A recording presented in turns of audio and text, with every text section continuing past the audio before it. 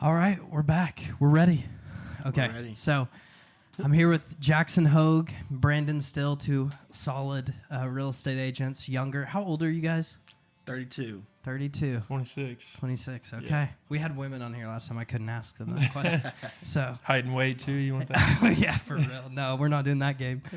First off, how long have each of you, and you can go first and then you can answer after, how long have you guys been in the real estate profession?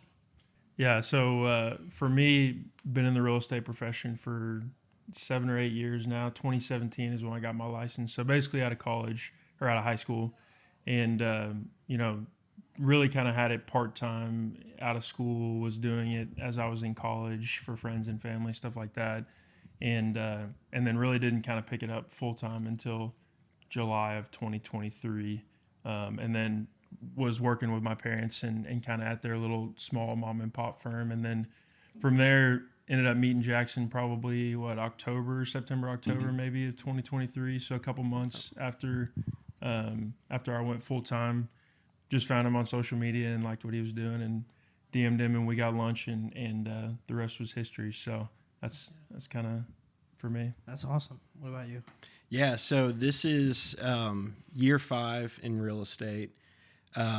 Previous was in sales in corporate America. Did that for a couple years. During COVID, decided to get my license along with about probably 1,500 other people. So during COVID, got my license. Really didn't get started until probably 2021 was kind of my first year fully in real estate. So yeah, working on this year will be year 5. Didn't really. Had a pretty good first year. Lots to learn the first year, more learning and growth in that realm. But kind of 22, 23 kind of found a stride and started to pick up, from there. And then met Brandon in 23, and we've kind of just partnered together and just been growing ever since. Heck yeah. No, you guys are a great example of a lot of people think, I was told this by a buddy, that I would take 10 years to really get clients under my belt and stuff. And you guys are proof that that is not the case. I mean, it does not take these years of, okay, I spent a year to get one client, and then I spent 2 years to get my 4th client and stuff like that. So I really think that you guys are a great example of that. What would you credit the most to that success, that quicker, instant success? Yeah, I think for me in particular, I've kind of been lucky to grow up in the area and have a good kind of database from that. But my dad and grandpa always said, if you want something, then you got to go talk to people, especially in the sales business. My dad grew up doing kind of flea markets, furniture sales, like all kinds of different things, real estate. He got his license when he was 17, and the judge had to sign off on it in Little Rock. So they've kind of always been in it, and that was always the thing, like, doing the simple things of going to talk to people. And I think, especially when Jackson got his license, when I got my license, we were both really young guys, and it's easy to say, man, it's, we're too young. Nobody's going to trust us with some of their biggest purchases of their life. But the truth is, if you know what you're doing and you have knowledge on the service that you're providing, and you have high integrity and you're willing to work, then there's really no limit to what you can do. So that's really good. Yeah, that's good. I think to Brandon's point, real estate's really a conversational contact sport. So, God gave us 2 ears and 1 mouth for a reason. So I think really just diving into your clients and fully understanding what their needs are, and then being able to provide the service based off their needs back to them. So, the more you understand about the client, the better you can help them. Absolutely. And so, I think that's kind of where bringing that value, leading with value, can really help stand out and help your clients to the best. Yeah. No, I think that's really good. I mean, that's exactly how I've always seen it. My personal business, media and production, I've noticed the same thing. I got landed a Walmart shoot the other day, and it was one of the biggest shoots I've taken on. And the only reason was because I made a phone call to a girl that worked at Walmart that was a friend of mine, a previous friend. And I got the gig, and they loved it. They're hiring me for a bunch more stuff. So That's awesome. And it was all because, like you said, it was that connection, the personal connection, the integrity, being skillful at your craft, no matter what your age is. So that's really good. Do you think, and this is a controversial one, a lot of people dog on it. I know you two are big proponents of it. Does cold calling still work? Absolutely. Yeah, that's Jackson and I's bread and butter, I would say, really. And, it wasn't something that I was doing personally, and it's something that when Jackson and I kind of joined together, finally, that was his bread and butter. And would love for you to kind of give an idea on what that started from. But for me, again, like we were just talking about, it's a contact sport, and there's only so much. I think even if you weren't cold calling and you were only focusing on your database and you were talking to them on a regular basis, there's so much success to be had with that. But if you can widen that base and you're willing to talk to more people, the opportunity that can come through that, and we see it every day when we're doing it. So yeah. So to answer the question, I think between the two of us, we closed out roughly 35 million last year. And looking back at that volume and the stats behind it, probably 35 to 40% of that was initially from cold outreach. So whether that be, we have a specific buyer who's looking in Huemount Village subdivision. There's just nothing for sale. That maybe they want something bigger than what currently is for sale. So we'll do cold outreach to help try to find some off-market deals for our buyers. Or it could be maybe we just sold a property in downtown Fayetteville, and it sold for the highest comp in the last year. So we'll call and let other homeowners in the area know, hey, we just closed out this property. It sold for $230 a square foot, highest price point in the neighborhood. Because of that, your home value's gone up. So really just leading with value. People love to know that their highest asset is appreciating in value.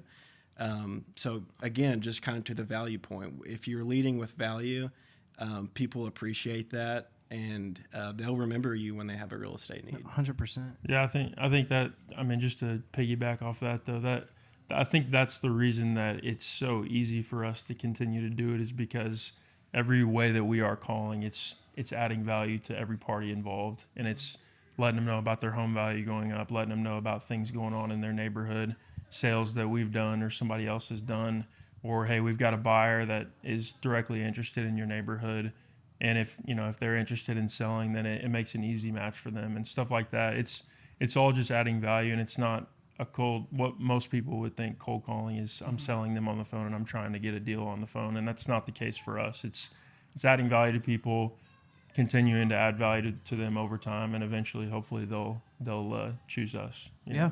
I think that's really cool too, because in y'all's industry, it is such a people-based industry. It's such a communication-based industry. So you're just starting it that way.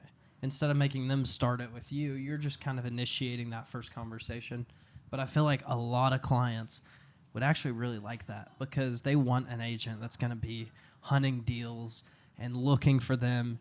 And so in the same way you might cold call someone, I know if I got a cold call like that, that's not really even, like you said, trying to sell me. It's just trying to offer value to me. Yeah. I know you're going to be equipped to do the same thing when selling my house to the next guy, or whatever it is. And so it's a really smart thing you guys are doing. And I think that drive you guys have to do that, because it's not easy. It's clearly anyone could do it, and they don't. So Sure. I think you guys are definitely onto something, and it's really, really cool to see. So kind of shifting gears a little, what would you say is a trend you guys have seen? I know we're only first quarter still, but what is a trend you've seen in this market that kind of sticks out to you? Yeah, so Jackson and I were talking about this a little before we popped in here, but I think the biggest thing that I'm seeing, and this mostly kind of pertains to buyers and folks that are looking out there in the market, is just the kind of the sheer bulk that new construction is taking over the total sales of Northwest Arkansas. And so I think historically I've heard stats anywhere around 15% of total sales historically would make up new construction and of the total sales. And as of right now, it kind of fluctuates here and there, but on average, it's probably around 30% of the total sales in the market are new construction. And obviously some of those factors being like a lot of people are stuck in their rates and maybe they're not willing to move, or they've rented that place and they've looked at the next one. And so you're locked in those rates and things like that. But again, some of the things that we talk about all the time, and the biggest trend is that these builders bringing on opportunities are able to offer some really great incentives for buyers that are really hard to beat. And you can end up getting in the most recent one I've seen. I showed some property last week that they were basically offering around $25,000 in concession for someone to purchase the home. And, you can use that towards closing costs and blinds and gutters and you name it. So, I mean, having to compete with that as an existing home in the same area, it's tough for sure. That is very tough. Well, and didn't Rosh Coleman just get bought out? Yeah.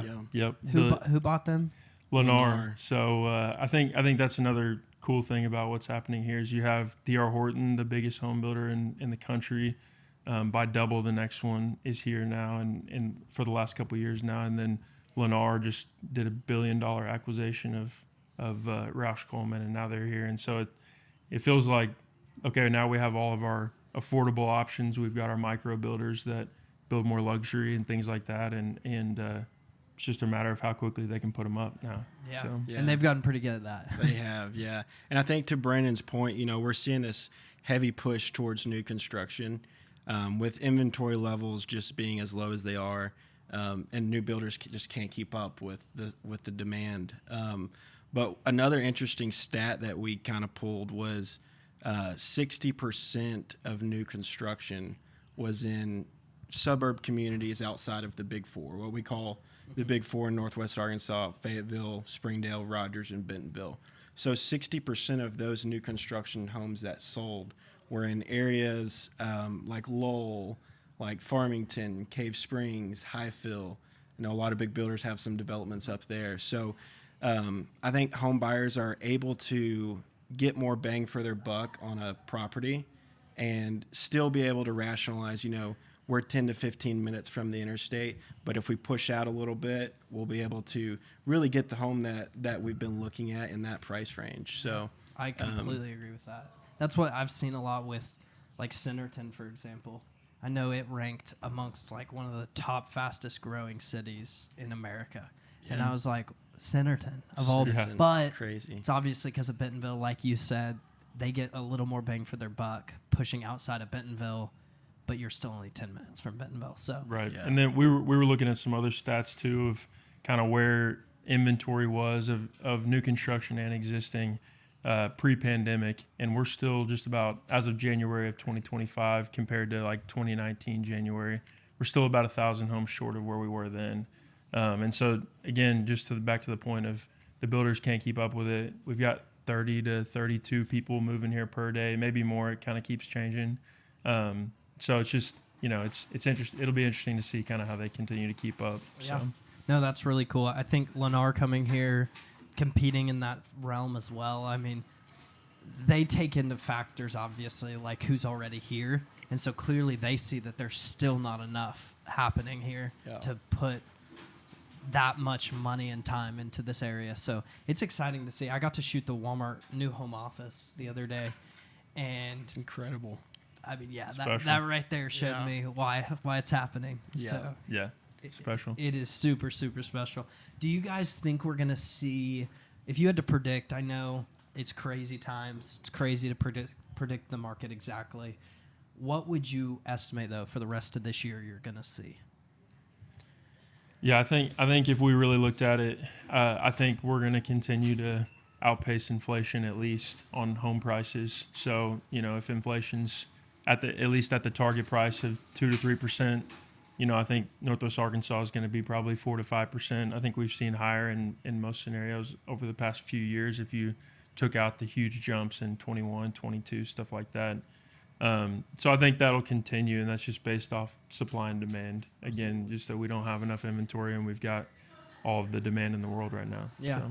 Well, and I think the further we get away from the irregularity that was COVID year, you know, and how crazy the housing market just flipped instantly, I think you'll start seeing less excuses. I know before we started, you were talking about clients saying, we're waiting on the election, but then that's passed. I mean, and I've seen a lot of that. I've seen a lot of, well, we're waiting on interest to come down. Well, no one's saying that's going to happen anytime soon. So, like, there's a lot of these excuses that people keep having, but I feel like at a certain point, it's like, all right, back to reality. This is what we got. We don't know what's happening next. So is it the right decision? Would you agree? Yeah, 100%. I think there's a lot of fear in the home buying process, of just fear of the unknown, always waiting for the best opportunity, timing the market, whereas we all know time in the market wins every time. So if you look at kind of the statistics and data, 2023, we saw days on market was in the 65, 70 range. Last year, we're creeping up to the 80 range. So it's taking longer to sell a home, but when you look at the price per square foot, that's also increased. So $214 a square foot roughly in Northwest Arkansas in 23, and $230 a square foot last year. So I think we're going to continue to trend upwards in price per square foot, home appreciation.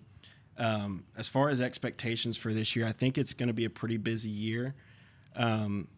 We've seen quite a bit of surge in, I feel like typically spring market kind of starts March, and we've put, probably 10 or 11 homes under contract just this month in February for buyers that you typically don't see that type of activity till March. So I think we're going to see a lot more homes being sold. Yeah, that's what Abby Hill had said last month on the podcast, was she has never seen a January, February the way that it's already been. For sure. I think I would even add, too, I think the realization that rates aren't really going anywhere. And if you really look at history, the last time that, any time that rates have really dropped between, I think it was like even below 5%, it came from a catastrophic event of like COVID or the '08 crash or things like that. And so it's just like, if you look at it, this is probably where we're going to be, around 5 to 6 for a long time. And especially if you're in an area like Northwest Arkansas or another really growth area, you know, if you want to wait for rates, you're probably going to miss out on appreciation opportunity. And I think people are starting to really realize that. So. Yeah. Well, and not to sound like arrogant about it, but when I was home buying personally, for me and my family, I realized the rate difference, it's significant, but on your monthly payment and stuff, it's not like don't buy a house right now, different, especially running the risk of, like you said, this area, it continues to increase. You continue to pay more price per square foot. So who cares about perhaps an interest rate that's a few percent points higher when you get in at a better price? And so I definitely agree with that. What would you guys say is some advice you would give to buyers or sellers right now? So if someone came to you, and you can give both, you could do buyer, you could do seller, but what would you say if someone was like, hey, you think it's a good time to buy? What should I be doing? What should I be looking for?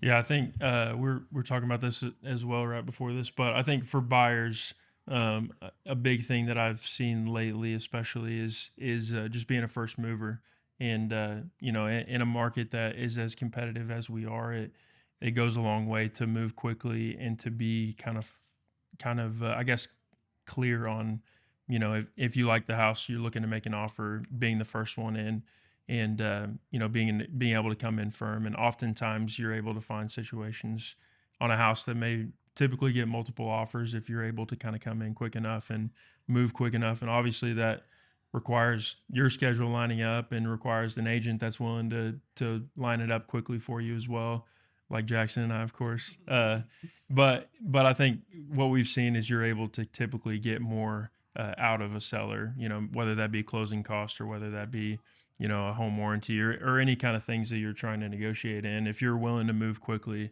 we're kind of seeing that there's an advantage there for you. Are you still seeing a bunch of competition in the market where there's 3 or 4 offers on a house? Yeah, honestly, I haven't offered on a house. Maybe offered one of the last 8 or 9 has not had multiple offers. Wow. I don't know if that's because we're shopping in in good areas, but that's just how it's been. And so, I mean, you're at least 2 to 3 offers every house that we've offered on lately. Well, and like you said, it all goes back to supply and demand. So it doesn't really even matter if the market's as hot, quote unquote, as it was. It's all about the supply that's out there anyway. So I think that's really good. What would you say about kind of the opposite end? If you were a seller right now, is it a great time, or what would you say? Yeah, really great question. Time is dependent. It's different for everybody.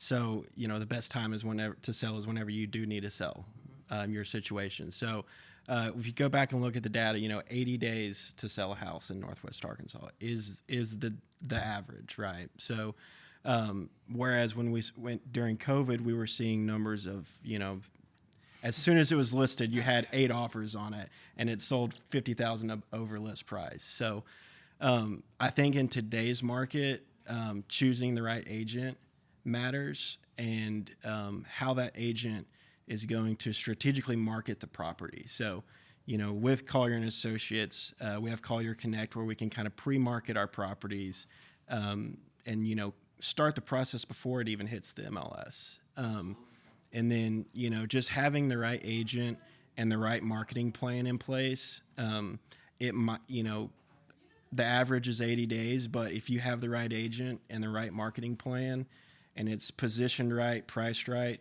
it could fly off the shelves with multiple offers. We've seen several do that here lately. Okay, yeah. Have you guys used Collier Connect quite a bit?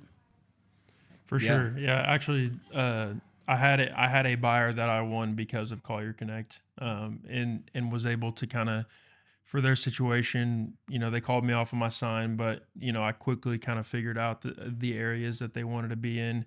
Collier Connect had some off-market opportunities that fit those needs, and sent them over, and they were quickly like, we weren't working with anybody. We want to work with you because you're kind of bringing up these opportunities. And that's really what Jackson and I, outside of just Collier Connect, that's what Jackson and I really like to show clients that we can do is, and that's our bread and butter, is we are able to find off-market properties, and that's our specialty.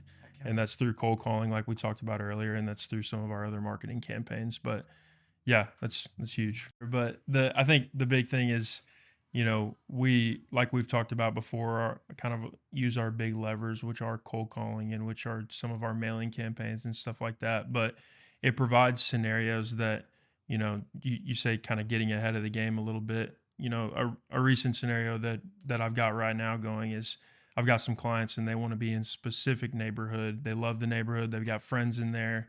That's a lot of what we find in our business, especially for buyers.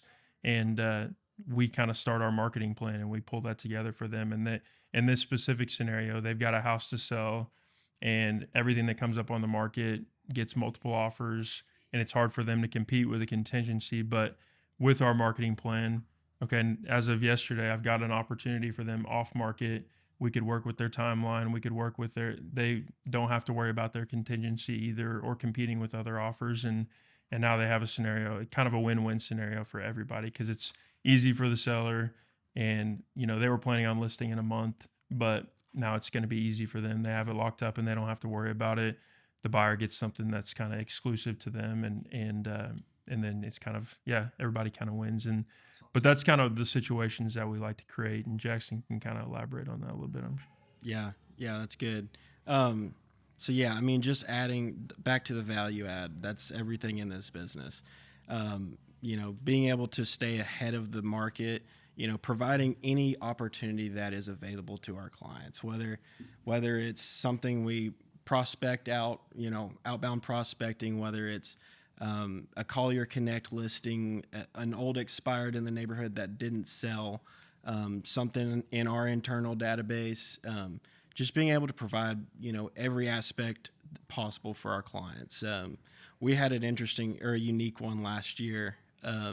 He had a coming soon listing that we were just talking about, and it happened to be exactly what my client was looking for.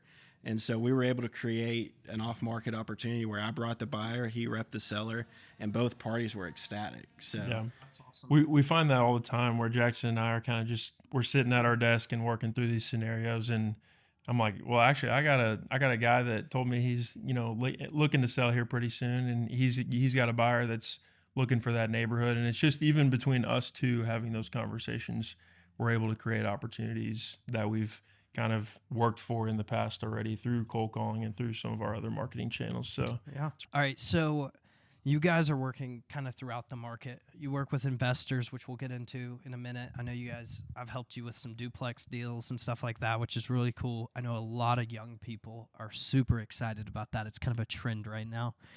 But what would you say first about relocation in this area? Obviously a hot topic. Walmart, Tyson Hunt, we've got relo all around us. Are you guys working with a lot of relo clients? I would say for me, not particularly. We in my experience, mostly kind of focusing on half investors, half folks kind of looking that are already in the area looking to buy or sell. Of course, we help those clients. So I've got folks that are moving from Branson, folks that are moving from California and other areas. Love Branson, but yeah, specifically, I wouldn't say that's an area that we niche in particularly, but yeah. Fair enough. Have you seen a lot of movement though in the market with that? Have you noticed like maybe you're selling a property and you're seeing an increase in buyers from relocation? For sure. Yeah. So, 35 families a day relocating to Northwest Arkansas, which is quite a bit. So, I've worked with families from California relocating, Tulsa relocating, Wyoming relocating, so kind of all across. And when they think of Arkansas, a lot of people have a negative connotation of Arkansas, like we don't wear our shoes, things like that. So, I always say spend the weekend, come up here. We've got a lot to offer. We've got the University of Arkansas, SEC school, WUPIG. We've got Bella Vista, the mountain biking capital of the world. We've got 3 Fortune 500 companies all within 15 minutes from each other, and tons of entertainment. So I think a weekend someone can really come up here and just take the trip up the interstate and figure out what their niche is, because every city has their own vibe to it, and they're all different in their own ways. Yeah, no, I agree. I've traveled a lot with work stuff, and I always just there is nothing quite like Northwest Arkansas. You get a different vibe with every city, like you said. The amount of growth we have, that new home office I was talking about. I mean, the things that are still not even done here. I know Bella Vista has that new mountain biking, bike in, bike out resort coming. I mean, we've got some insane things. Yeah, I think the important thing too for relocation folks to know is some of those future developments that are coming that maybe most people don't know about, just kind of looking at the areas from a high level view. But working with guys like Jackson and I, like we have a good pulse, and a lot of other great agents in Collier and Associates probably have a great pulse too, but of what's coming to the area and what kind of new developments are going to create a more walkable, everybody wants to have a walkable area with shops and, places to eat and things like that. And so I think that's an important thing to know as you're kind of as you look at relocation clients looking at Northwest Arkansas outside of what we are now. What are we trending towards, and what kind of developments are coming for the future? So I completely agree. And I think that people who are moving here, whether you're being forced to with work or choosing to come to this area, you're getting a pretty good deal, because I know like California clients, for example, some of my buddies from California moved here, and they couldn't believe the prices they were getting. Their apartment in LA cost more than the house that they bought. That was a 4-bedroom. And so they were thrilled. So I know, is that what's kind of driving up this price as well, you think, is these 35 families that have a lot more money coming from these big cities? Yeah, I would say so.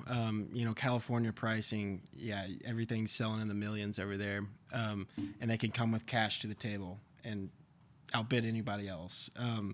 But yeah, just the overall growth. I mean, we crested over 500,000. And then we're projected to be at 1 million by 2050. So, I mean, we're going to double in size in essentially 25 years, which is crazy to think about. But we've got a lot of big innovative thinkers in Northwest Arkansas that are collaborating and you know, growing together. So to create that infrastructure, you know, you need a lot of big movers in the industry, and I think we've got that here in Northwest Arkansas. I agree. So pivoting into the big movers and the investors, the people that are kind of making these developments happen, you guys, I'm not mistaken, right? You guys do work pretty heavily with some investors, correct? Yep.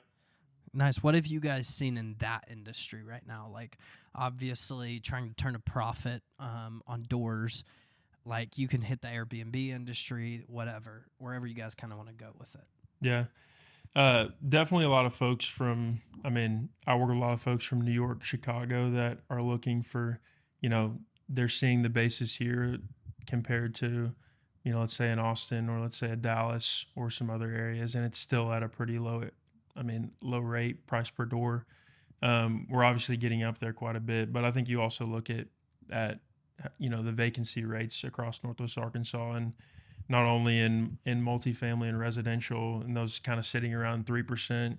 Oftentimes, most of the year in Fayetteville, in this last year, they were under 2%, which is kind of unheard of. When I think the national average is probably 8 to 10%, maybe. That's insane. And so we're just well below that, not only in residential but in commercial as well. I think the commercial vacancy rate is around here is maybe 5-6%, where the national average is definitely at least double that, maybe if not closer to 12-15%, something like that. And that really helps these investors mitigate risk, correct? For sure, yeah. And I think they're seeing, back to, you know, those future developments that we talked about, I think they're seeing some of those opportunities that are coming up. And when you have, you know, the Waltons and the Hunts and others that have staked their feet in the ground here and that are openly saying, we want to invest in Northwest Arkansas and make this the best place to live and play and work. You know, I think when guys like us look at the writing on the wall like that, and we're like, man, what we see what it's going to be in 20 years, it's kind of hard to not want to try to buy everything you possibly can, at least from our perspective. Absolutely. Yeah, I think that's great. Yeah, I mean, just being here in Northwest Arkansas, I mean, we see it every day. We drive by it. We hear about it from just conversations, you know, meetings. So we see it. But when you look at it from a national perspective, they might not necessarily see it every day like we do. But there's, you know, bigger pockets, news outlets that are coming out with the, I think one in particular has come out with the highest appreciating markets year over year in the nation. And Northwest Arkansas has been on it in the top 5 the past, I think, 3 to 4 years. So from an outside looking in standpoint, you've got a lot of investors with eyes on Northwest Arkansas. Yeah. And, you know, cash flow might not be there, but they're seeing the appreciation trends and hopping in and riding it out. Well, and even if cash flow is not there, you still have the opportunity to, I mean, I know I would be thrilled to net even on a property knowing that it's going to inflate over time in this hot of an area. And then who cares if I make nothing right now? Right. I go to sell that thing, I'm going to have a good amount of cash stuck in it. So yeah, I think you're seeing, like, we really don't have a great inventory set of like older apartment buildings like maybe a Dallas or other cities have that need value add. I mean, we have a fair amount here, but it's kind of gotten picked up and it's kind of, you know, most of that is kind of turning over. And so I think the biggest opportunity probably at this point is just new developments. So new apartment buildings, new warehouse space, new industrial, stuff like that maybe other areas don't have that kind of opportunity. Yeah. So, well, and I feel like we're still, like you said, with the Dallas market or any other market you take, compared to any market outside of Northwest Arkansas, we still have a very low inventory of all those things. For example, My dad sold a warehouse space in Springdale off Wagon Wheel, and it went for $8-9 million, and there was nothing near that amount of square feet off the interstate. Like, everyone calling him was like, yeah, we think it's okay. And he's like, okay, so you're not going to make an offer? They're like, no, we're gonna, because we have to. There's nothing else. Right. Yeah, it's like, I think you could take any niche, whether it's multifamily, warehouse, commercial, whatever it is, and apply kind of a similar thing, correct? Right, 100%. Yeah, I think that's the thing. It's and you have a lot, you're starting to have a lot of this turnover and a lot of the same, like we have a lot of clients that are looking for the same thing, maybe 50 plus units value add in Northwest Arkansas. Well, I talked to Jordan, another agent in our office the other day. She's got the same handful of clients that are looking for the same things. And so the market for what is desirable out there is tight. And so, and land keeps getting more expensive. And so kind of back to what we were talking about, 60% of that development happening out on these outskirts towns. I think that's where there's a lot of opportunity for investors that can develop, have experience doing it, is developing in those areas that, people continue to move out to and try to find more affordable options. So fun little side game, because this made me think of it. What would you guys' prediction be, and I have one as well, on what outskirt town is kind of the next big one? Centerton kind of had its run in 23, I think, and was ranked top nationally. What do you think's kind of next around here? It's a good question. I know what kind of sub-market I have my eyes on. I wouldn't say it's an outskirt, but the whole Johnson Square area. Fantastic. I mean, that area right off the interstate, close to hospitals, close to University of Arkansas, close to I-49. Lots of development around there. You've got the Johnson Warehouse District, huge commercial development being put right across the street from the Johnson Square. That place is just booming over there. So I love it personally. I'm bullish on it. Outside, pushing out market, I would say maybe Highfill. That's mine. Close to XNA. That's where the big builders are buying dirt. Follow them, and that's where the growth will be. I agree. For sure. Yeah, agreed. I think if you look at every major city out there, and you come in on a plane and you land and you see like housing developments always surround the airport and stuff like that. So it'll be there at some point. It's not there yet, obviously, but it will be there, and I think it'll be a huge growth market. I love Lowell. I think Lowell is the future. I've seen a lot of plans for some really great developments out there, high dollar luxury developments, but I think there will be a lot of other opportunities. You're seeing Riverwood out there right now. DR Horton, I know there will be more. Shearer Mitchell's got some land out there I've seen. So it's easy proximity to get north and south.